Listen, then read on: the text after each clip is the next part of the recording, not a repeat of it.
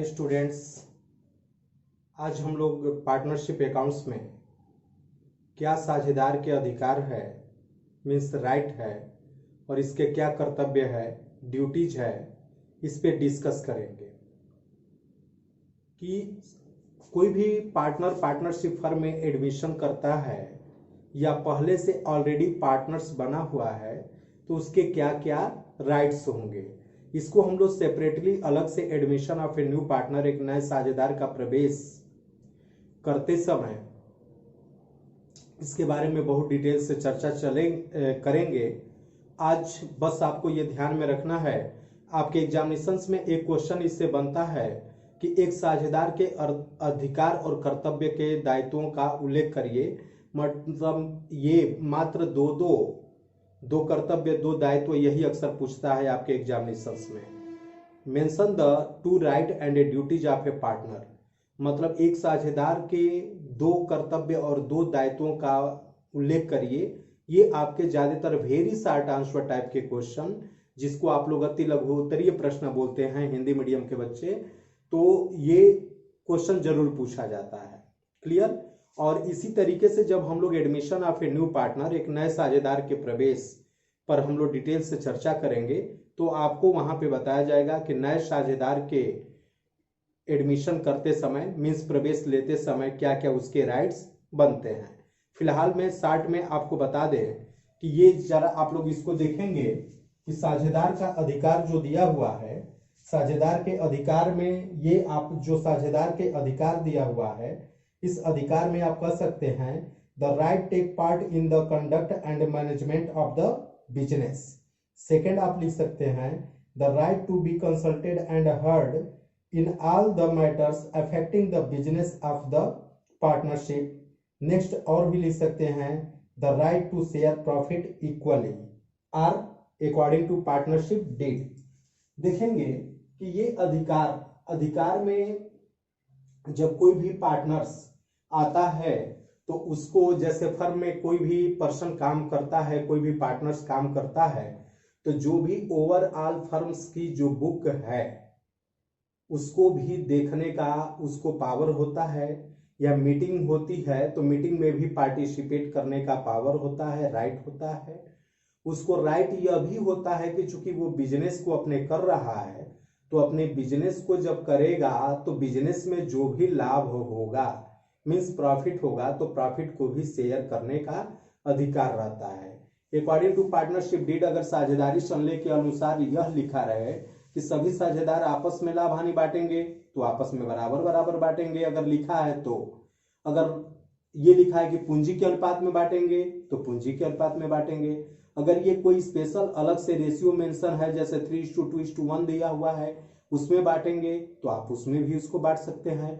लेकिन कभी कभार ये होता है कि रिटेन एग्रीमेंट नहीं रहता है, पार्टनरशिप डीड नहीं रहता है, means you can say in the options of partnership deed if there are not any written agreement. जब कोई भी रिटेन एग्रीमेंट नहीं होता है तो जो भी पार्टनर्स रहेंगे उनमें फर्म के द्वारा जो भी प्रॉफिट एंड लॉस को अर्जित किया जाएगा वो सभी पार्टनर्स में, in the case of options of partnership deed, the profit of the firm will be distributed among old partners, all partners in equally ratio, बराबर अनुपात में बांटा जाएगा। ये बिना पार्टनरशिप डीड का, ठीक है।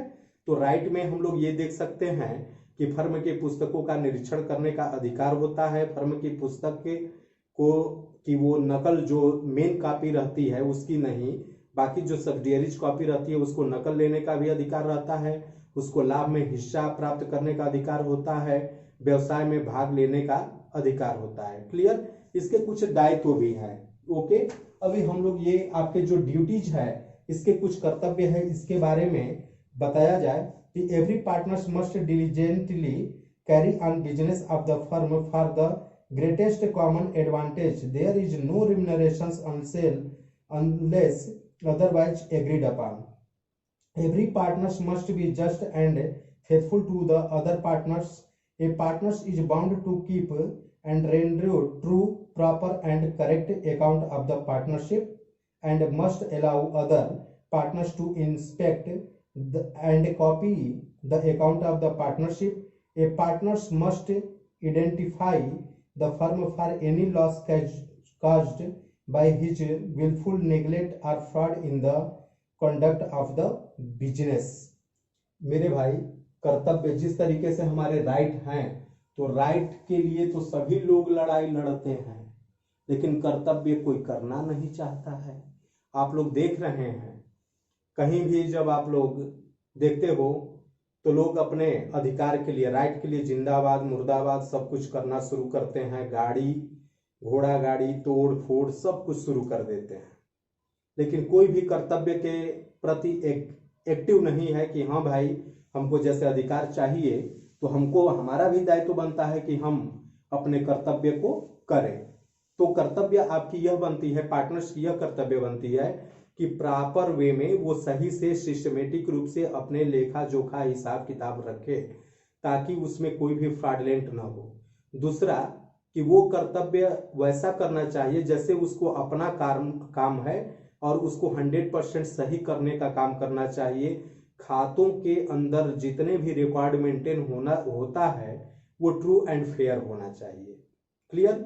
उसको सिस्टमेटिक रूप से काम को करना चाहिए। जो भी उसके अंदर लेजीलेस, जो भी आलसपन होता है, उसको आलसीपन को दूर करना होता है।